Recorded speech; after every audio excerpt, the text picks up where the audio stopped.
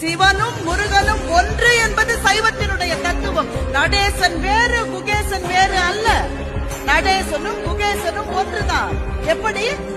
ஒரு நெருப்பில் இருந்து இன்னொரு நெருப்பு வந்தால் ஒன்று பெரு நெருப்பு ஒன்று சிறு நெருப்பு அல்ல, ரெண்டு நெருப்பு தான். அருவமும் உருவமாகி அனாதியாய் ஒன்றாய் பலவாய் பிரம்மமாய் நின்ற சோதி பிழம்பதொரு மேனியாகி கருணை கூர் முகங்கள் 6 கரங்கள் 12 கொண்டு ஒரு திருமுருகன் வந்தாங்கு உதிப்பதன் உலகம்.